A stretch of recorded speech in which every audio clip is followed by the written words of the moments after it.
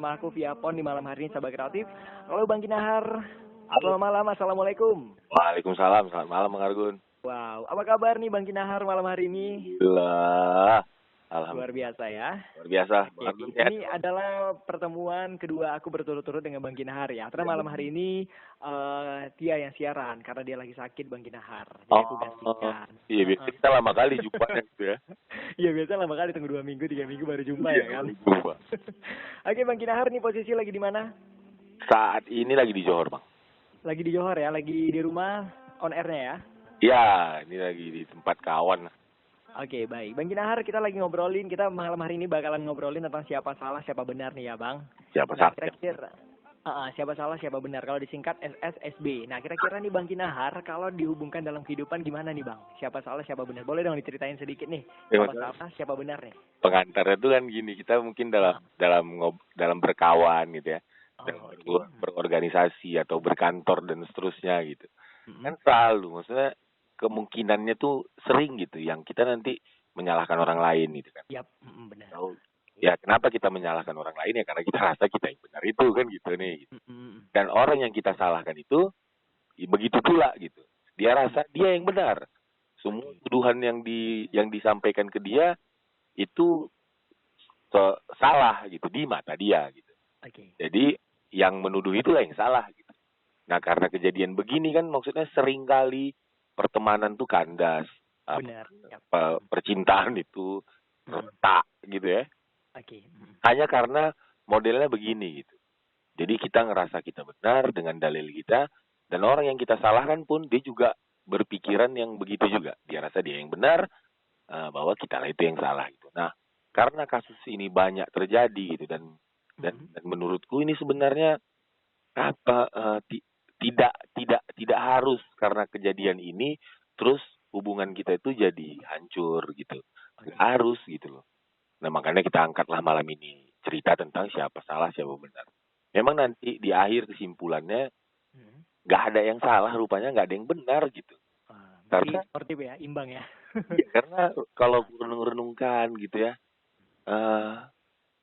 salah dan benar ini itu lebih banyak dalam kehidupan kita ini kita yang nyepakatin gitu bahwa yang begini tuh yang benar, kalau begitu salah gitu.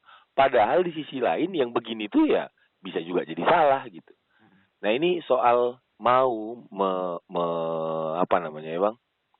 merasakan orang lain atau masuk ke alam orang lain. Jadi pedulinya kepada orang lain. Berbicaranya bukan berbicara dengan diri sendiri, tapi berbicaralah memang berbicara dengan orang. Kan sering tuh kita tuh ngobrol sama orang, tapi sebenarnya kita ngobrol sama diri kita gitu. Jadi kita mengacuhkan apa yang jadi bahan pemikiran dia dan seterusnya. Yang model-model begitu. Nah, ini maksudnya kenapa bisa ada kesimpulan yang tadi semua itu bisa salah, semua itu bisa benar. Karena kita ambil contoh real lah gitu ya. Abang di dekat abang sekarang ini uang aja bang. Ada uang berapa bang? Kalau dekat aku cuma punya uang 5.000. 5.000 abang itu gambarnya apa? Gambarnya ini ada pahlawan, cuman satu pahlawan, sisi yang lagi. Terus ada nilai mata uangnya, ada gambar, ada bacaan Bank Indonesia. Enggak, maksudku gini aja. Satu aja bang pilih. Satu sisi. Aku lebih milih gambar pahlawan. Ini ada Dr. Kiai Haji Ahmad Idam. Di situ kan uang ini memang selalu ada dua sisi gitu ya. Sebelahnya gambar pahlawan, di sisi sebelahnya lagi gambar apa uang 5.000 bang? Di sisi sebelahnya, di belakangnya ya? Iya belakangnya. Di belakangnya itu ada gambar orang pakai baju adat. Oke, jadi ada dua ya. Satu pahlawan, satu baju adat. Nah sekarang tuh abang pilihlah salah satu itu. Waktu aku tanya, bang, yang uang 5.000 tuh kayak mana gitu. Jawaban abang tentu apa yang abang lihat dari salah satu sisi dua tadi. Kan gitu nih, gitu ya. Karena yang abang lihat lah. Nah sekarang maksudku abang ngelihat yang mana sekarang ini? Yang pahlawan atau yang itu? Yang pahlawan. Yang pahlawan. Jadi waktu aku tanya, bang uang 5.000 tuh yang mana? Jawaban abang? Yang pahlawan. Gambar pahlawan kan gitu nih. Ya, orang bilang gini, enggak. Uang 5.000 tuh gambar baju adat. Gitu. Nah model kita siapa salah siapa benar nih selalu modelnya begitu gitu. Jadi sebenarnya yang kita bahas itu kita berdua nih sama-sama benar aja kan. Maksudnya abang bilang gambar pahlawan benar. Aku bilang gambar adat benar gitu. Tapi aku sering aku tuh lebih memaksakan bahwa abang harus sama sama aku gitu. Oh, Atau oke. kebalikannya, abang jadinya enggak, 5.000 tuh ya pahlawan gitu. Loh, enggak, 5.000 tuh adat gitu. Maksudnya model pertikaian kita itu, kalau aku lihat-lihat, banyaknya ceritanya kayak gini. Padahal yang kita ceritakan itu sama-sama 5.000 kok gitu. Cuman kita beda sudut kita memandang gitu. Nah, ketika abang duduk di sebelahku, maka abang tentu akan melihat 5.000 adalah pakaian adat.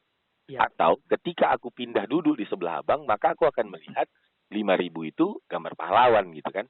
Jadi poin maksudnya apa pesan yang mau kita sampaikan? Salah satu pesan yang mau kita sampaikan, ketika terjadi perbedaan pendapat yang model begitu, cobalah rendah hati untuk pindah tempat duduk ke sebelah orang lawan bicara kita tadi. Gitu. Maka kita akan mengetahui cara pandang dia, kenapa dia menuduh kita salah. Gitu. Oke. Jadi ketika kita mengetahui itu apa untungnya ketika kita mengetahui itu jadinya kita gini.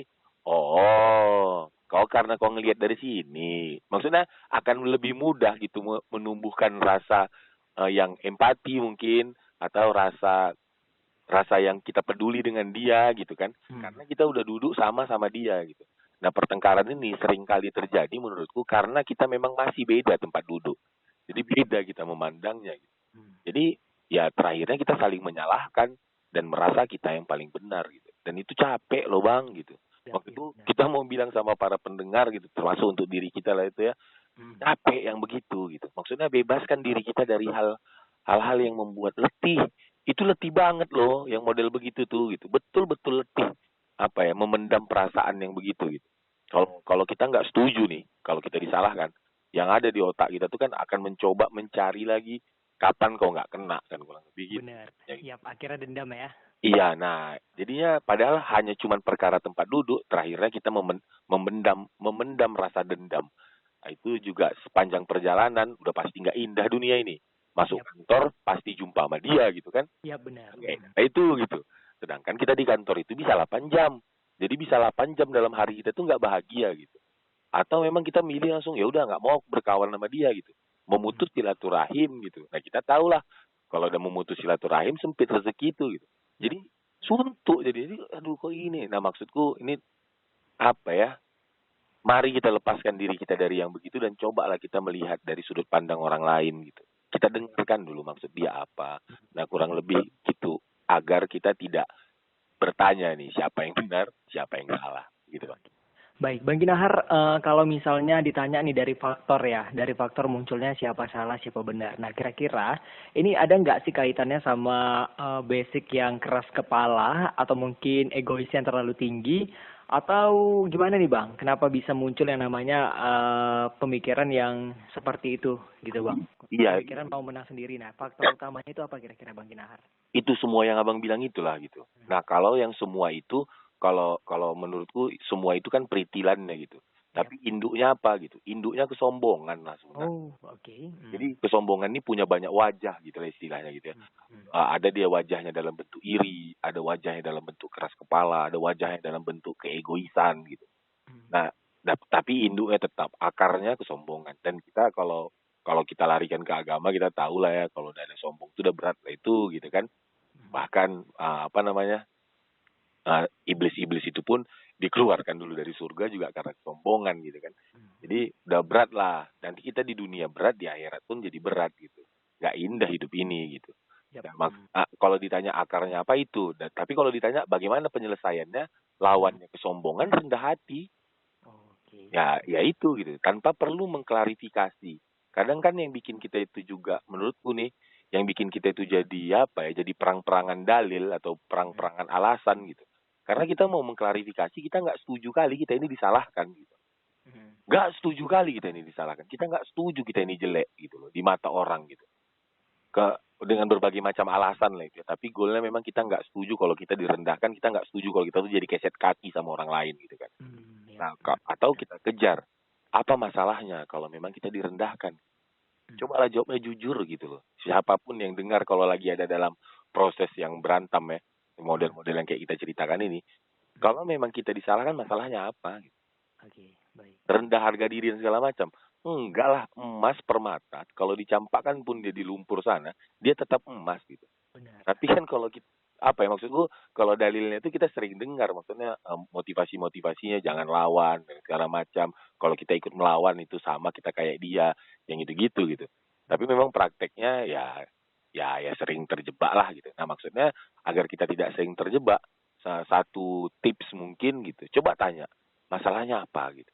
Misalnya kita dibilang, aduh kau ini begini-begini gitu ya, difitnah lah kita atau apapun lah judulnya gitu.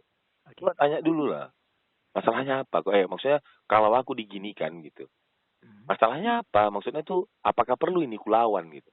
Ya. Dan aku rasa jawabannya enggak ada masalahnya. No, toh namanya fitnah kok gitu. Enggak Oke. apa, toh namanya bukan sesuatu yang kita lakukan, kenapa harus takut kita untuk menerima itu gitu. Tapi kan seringnya tuh ya karena kita nggak ngelakukan itu kita mau membela diri. Benar. Padahal ketika kita membela diri, di situ kualitas kita tuh ketahuan makin rendah gitu. Aku Ya. rasa tuh yang berilmu tinggi tuh ya, ketika dia Ya. disalahkan tentang diri dia, Hmm. dia lebih menerima gitu. Ya udah diam aja maksudnya ya udahlah. Karena di posisi itu itu istilahnya kalau guruku tuh bilang dia udah pakai kacamata hitam gitu. Kita mau pakai baju warna apapun, dia tetap hitam. Jadi Hmm. jadi kalau kita mau mengklarifikasi kayak manapun, mau membela diri kayak manapun gitu, ya udah salah gitu. Nah, terus kan ditanya, jadi kapan lah boleh mengklarifikasi ini gitu. Nah, menurutku yang aku pahami klarifikasi ini memang kalau udah menyangkut tentang organisasi, udah menyangkut masalah banyak orang gitu kan. Tapi kalau untuk diri sendiri nggak perlu lah gitu. Oke. Bahkan kadang sering kali gitu ya dari Hmm. banyak yang aku dengar karena mereka tidak melakukan perlawanan terhadap tuduhan yang datang kepada mereka. Di Hmm. situ jadi kayak apa ya? Alam ini mengangkat martabatnya gitu. Jadi cara Tuhan ini mengangkat martabat kita, orang jadi hormat sama kita, Hmm. kadang-kadang modelnya itu kita dikenakan kasus-kasus yang sejenis itu gitu. Oke. Tapi kalau kita mampu ya untuk memaafkan, tetap santai gitu ya udah nggak apa-apa aku minta maaf ya. Kita bilang gitu-gitu. Itu orang-orang tahu kok mana yang benar mana yang salah gitu. Jadi orang jadi hormat mak luar biasa kawan tuh. Tapi kalau dia kita lawan makan dengan kekerasan gitu. Aduh yang Paling ada nanti nanti ya. kita malu. Ya, ya, oke. Gitu-gitulah Bang logikanya gitu. Oke, baik. Bang Inahar, untuk ini kita break dulu Bang ya. Ya, ya. Siapa salah, siapa benar. Untuk di segmen awal nih, Sahabat Kreatif ya kita udah dengar penjelasan siapa salah, siapa benar. Jadi buat kamu nih Sahabat Kreatif yang pengen ikutan gabung, langsung aja kasih tahu ke aku pertanyaan dari kamu. Yang pengen ikutan sharing di malam hari ini Sahabat Kreatif Pro 2 Populer di 0811 615924 untuk via WhatsApp dan juga SMS. Dan kamu bisa langsung kasih tahu aku dari Instagramnya Pro 2 di @pro2mdn. Jangan lupa nama kamu, lokasi kamu di mana, baru pertanyaan kamu Sahabat Kreatif. So, jangan kemana-mana, stay tune terus only on Pro 2 FM dari Medan. Oke, aku mau say hello lagi nih buat kamu Sahabat Kreatif yang pengen ikutan gabung, yang belum pada tidur. Boleh langsung kasih tahu pertanyaan kamu Sahabat Kreatif ya, siapa tahu aja ada pertanyaan yang masih ada jawaban yang masih kurang Sahabat Kreatif yang pengen kamu tahu nih mengenai siapa salah siapa benar. Boleh langsung kirimin dari WhatsApp di 0811 615924 atau dari Instagramnya Pro 2 di @pro2medan. Oke, Bang Ginahar masih di sana? Masih Bang. Oke, tadi kan Bang Inahar udah cerita nih masalah siapa salah siapa benar nih. Tadi Yuk. sempat juga nyinggung soal kalau misalnya aku salah langsung aja tanya siapa salahku apa gitu. Nah terkadang Bang banyak nih orang-orang yang emang gengsi nih untuk menanyakan kesalahannya apa sama orang yang menyalahkan atau mungkin sama bosnya gitu. Nah biar bisa memperbaiki diri sih niatnya. Nah kira-kira ada nggak sih Bang tips buat orang-orang yang kali ini masih ngerasa kalau misalnya aku nanya berarti masih ngilangi kegengsian gitu Bang? Ada nggak sih Bang tipsnya? Iya, kadang gini juga tuh Bang sebelum ke situ ya. Kadang Mhm. kita disalahkan itu biasanya orang-orang yang menyalahkan kita tuh juga udah Mhm. dengan berbagai macam dalil gitu ya. Maksudnya berbagai macam alasan dia beberkan gitu. Cuman alasan-alasan yang disampaikan itu Mhm. biasanya kita merasa bahwa kita tidak begitu gitu. Oh, Ya oke. kan? Jadi itu yang bikin kita tuh jadinya timbul perdebatan gitu.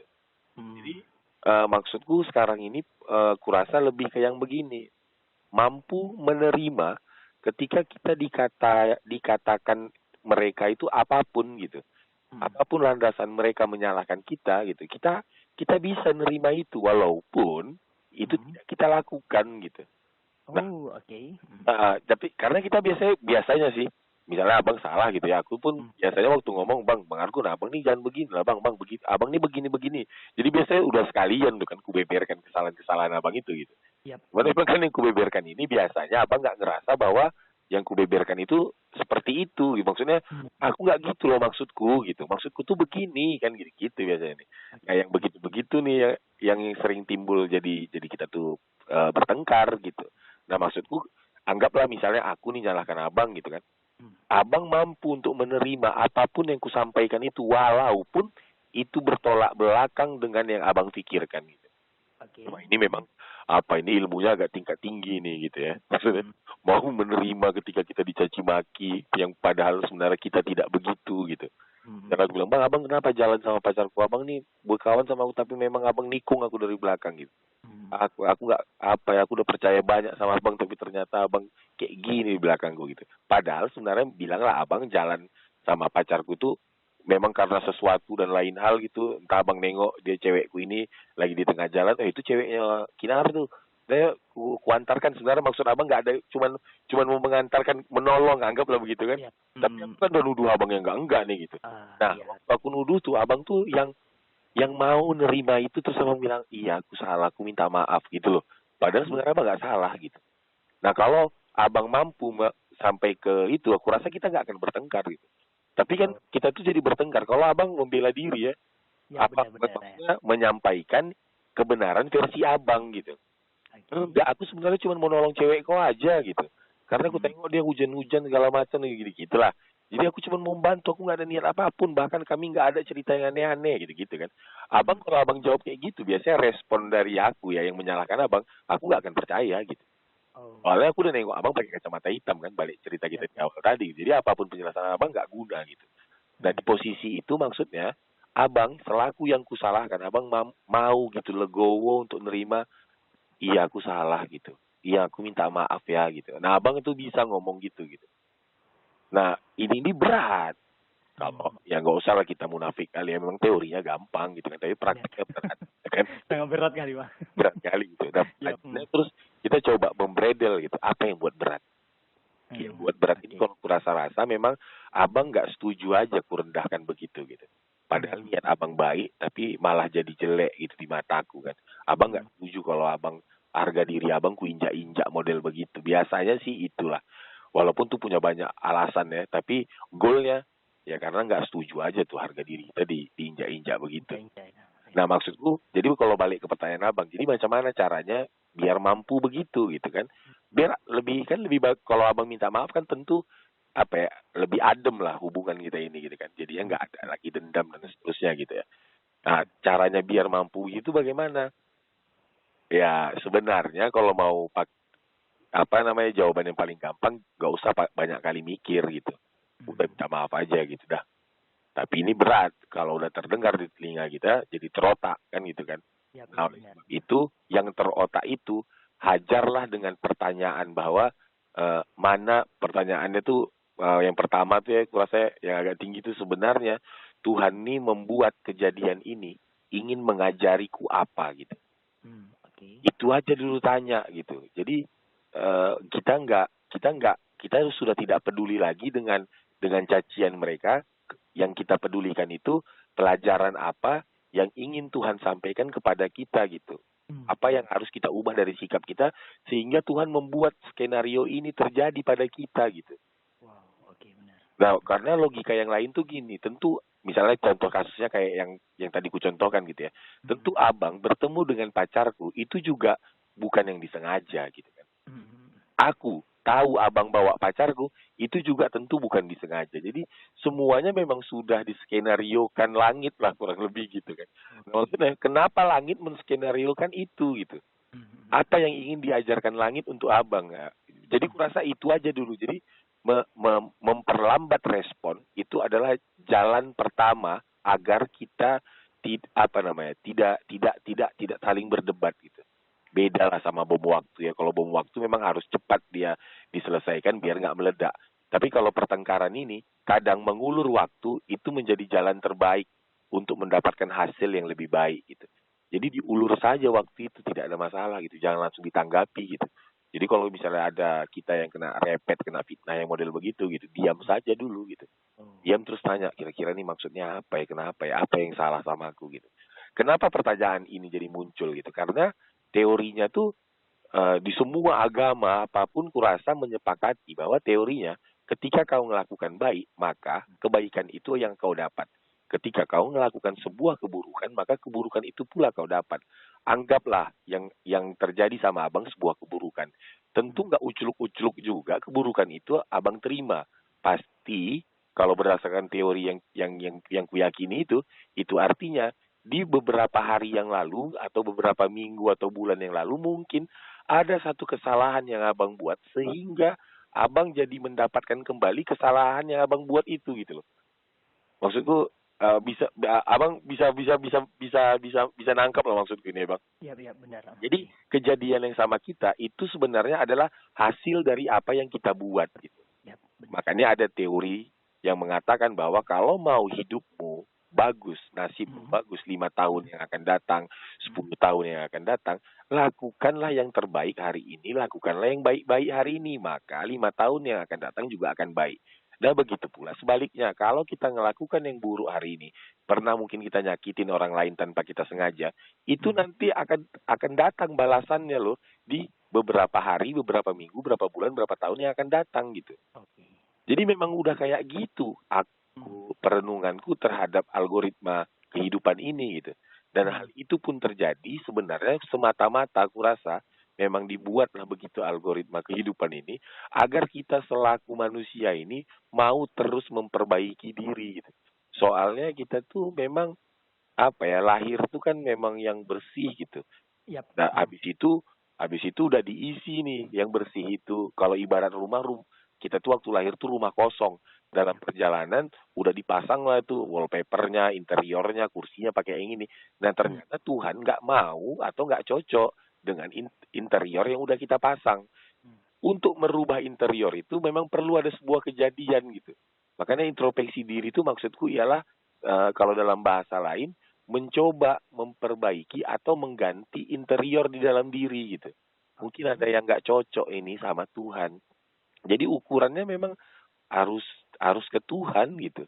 Jadi bukan lagi ke manusianya gitu. Karena orang tuh tiba-tiba tuh mencintai kita, orang tuh tiba-tiba tuh juga jahat sama kita. Aku juga ngerasa ya nggak bisa dilepas tangan kan dari geraknya Tuhan yang membolak-balikkan hati orang gitu. Benar. Nah oleh sebab apa ya? Jadi kalau balik lagi ke pertanyaan abang, tipsnya kayak mana nih gitu? Tenang dulu, ulur saja dulu waktu, lalu bertanya yang ingin Tuhan ajarkan apa gitu.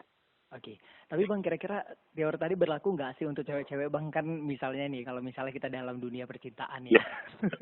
Jadi dalam dunia percintaan ini banyak sekali problem-problem si cowok-cowok ini ketika jalan sama cewek selalu disalahkan si cowok. Misalnya ditanya makan nih, mau makan apa? Terserah lah. Mau makan apa? Terserah lah. Nah, jadi tiba-tiba si cewek ini marah, ya mau nggak jadi makan. Nah, akhirnya nyalahkan si cowok nih. Kira-kira teori itu berlaku nggak sih? Iya, jadi apakah si cewek nanti bakalan dapat balasan nggak sih Bang kalau kayak gitu? kita balik dulu ke pangkal dalam goal di sharing time kita ini ya. Goal kita tuh pertama, kita tidak melihat orang lain. Yang kita lihat diri kita sendiri, itu yang pertama. Yang kedua, obrolan kita ini semata-mata berupaya untuk memiliki cara berpikir yang dimana cara berpikir kita ini kalau kita terapkan dalam kehidupan, kita tuh happy, enjoy. Dua itu yang paling utama gitu. Nah, balik lagi kita ke pertanyaan apa? Kira-kira perlu nggak? Pertama tuh memang kalau yang dengar ini cewek, tolong jangan hajar ke cowoknya gitu. Kok nggak kayak yang dibilang si Kinar kok, jangan gitu maksudku gitu. Ya pun begitu. Makanya kok nggak ikut nggak dengerin kok RRI Pro 2 tiap Jumat malam. Maksudku jangan jadikan senjata untuk nyerang orang gitu. Iya benar. Maksudnya gitu loh. Tapi jadikan itu memang senjata untuk nguliti diri sendiri gitu. Iya, memperbaiki diri sendiri ya. Iya, kalaupun terjadi yang kayak gitu, coba kita tanya. Kira-kira kenapa ya dia tuh jadi marah sama aku kalau di sisi cewek ya? Kok jadi makan ya gitu? Apa yang salah sama aku? Maksudnya modelnya begitu gitu. Oh, balik lagi ke diri ya. Nah, kalau dari sisi cowoknya, kok si cewekku nih jawabannya terserah ya gitu. Apakah mungkin caraku yang bertanya yang salah, momen yang kurang tepat? Jadinya ada perbaikan gitu, Bang. Karena maksudku kita bukan soal dia itu nanti jadi jodoh kita atau tidak gitu, tapi lebih pentingnya lagi kita ini jadi pribadi yang baik atau tidak. Nanti yang baik akan jumpa dengan yang baik, itu udah hukum gitu. Oke, baik. Yang buruk akan jumpa dengan yang buruk. Yang buruk. Jadi Yap. makanya kita fokusnya bukan memperbaiki pasangan, tapi Mhm. fokuslah memperbaiki diri kita. Apalagi nih yang masih pacaran gitu. Oke. Nah itu masih enak ya, maksudnya masih sangat berkemungkinan kita akan mendapatkan yang lebih baik.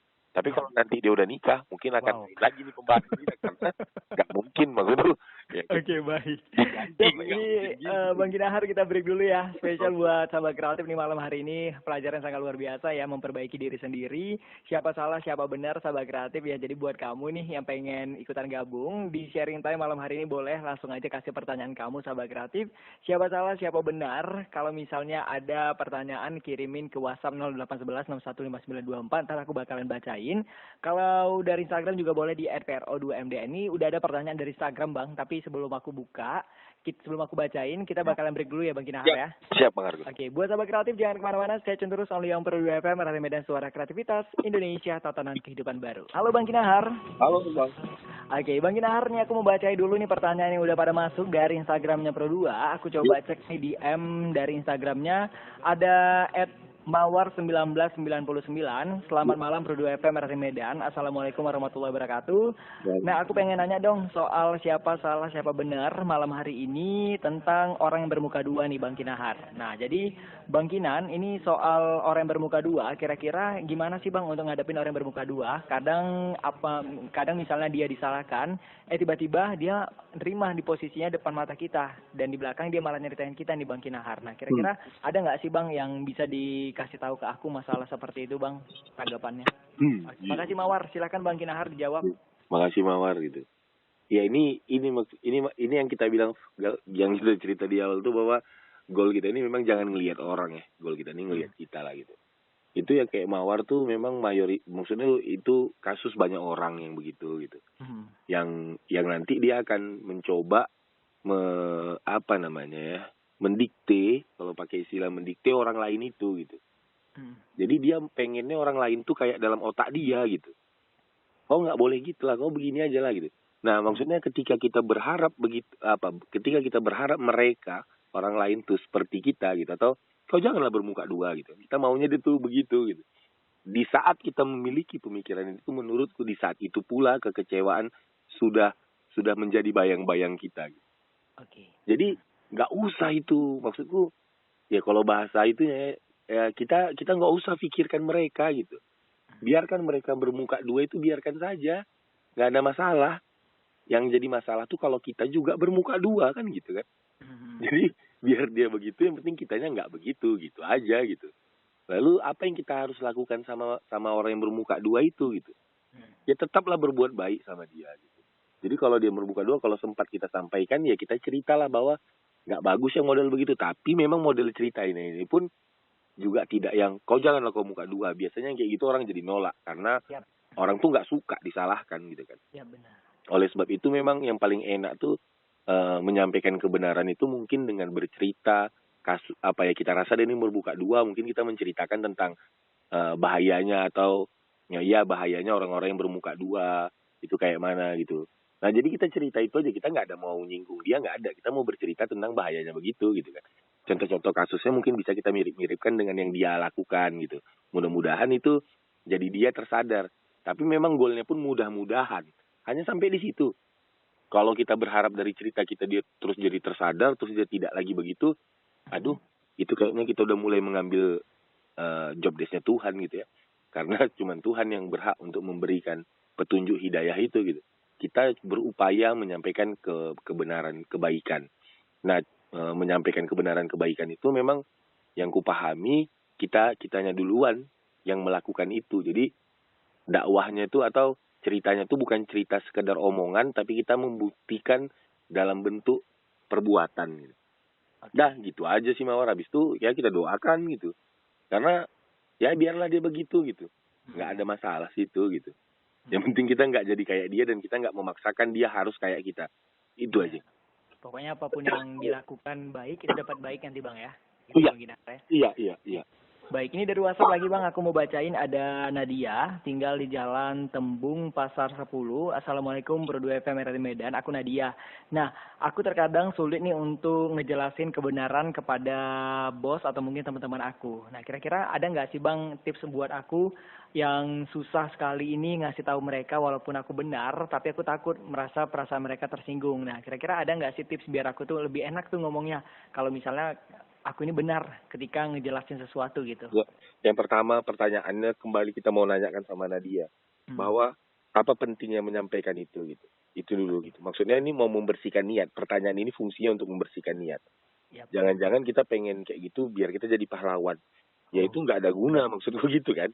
Jadi pertanyaan di awal itu untuk membersihkan niat, ketulusan niat gitu. Jadi apa pentingnya kita menyampaikan itu? Itu dulu gitu yang harus ditanya. Ketika kita sudah memiliki niat yang tulus, baru kalau masih juga belum berani untuk menyampaikan itu, ya aku rasa yang bisa kita lakukan memang mencontohkan gitu, menunjukkan dalam bentuk perbuatan. Jadi ada cerita, ini ceritanya misalnya kita tuh, nah ini ceritanya agak lari dulu ya dari temanya Nadia. Kita nggak setuju nih misalnya sama pemerintah sekarang. Kita rasa pemerintah itu kayaknya ada hal lain yang kita rasa sangat perlu yang seharusnya dilakukan pemerintah tapi tidak pemerintah lakukan. Jadi kan daripada kita sibuk mengkritisi, menyampaikan itu ke pemerintah gitu loh.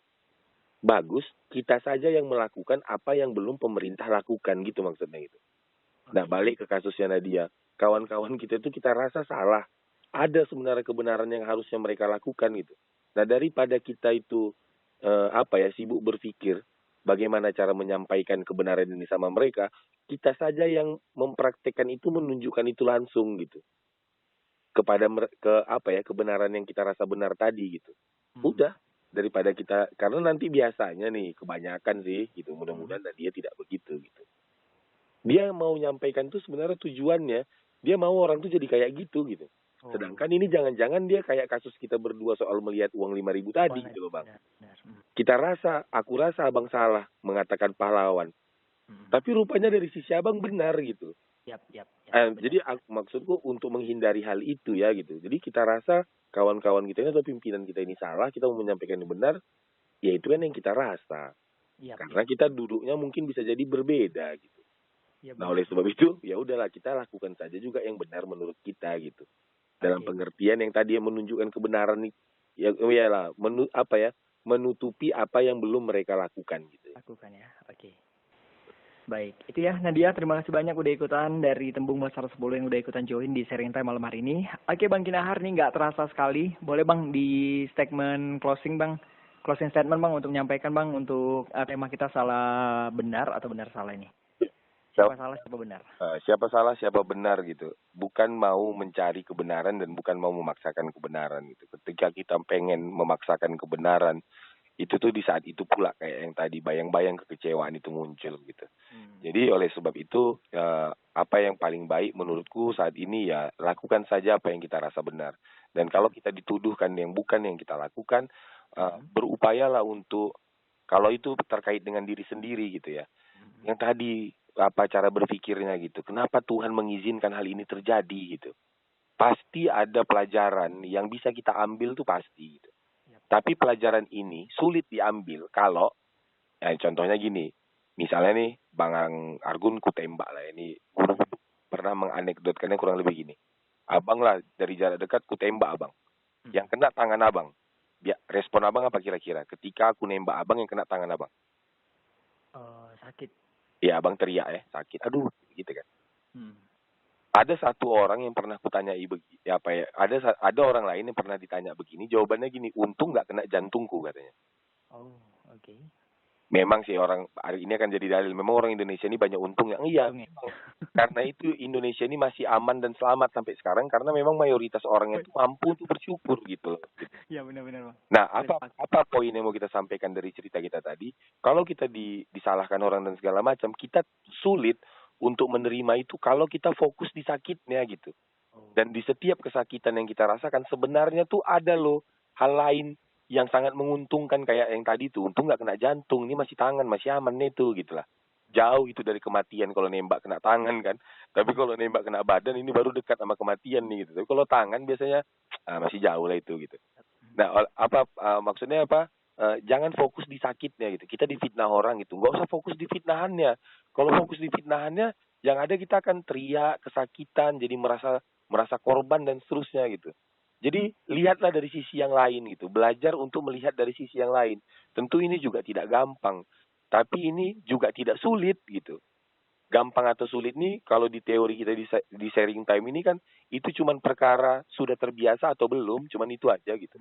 Di awal-awal mungkin kita akan sulit untuk melihat ini, tapi kalau sudah kita biasakan cara berpikir kita begitu gitu. Nah, itu adalah hal yang mudah kok. Gitu.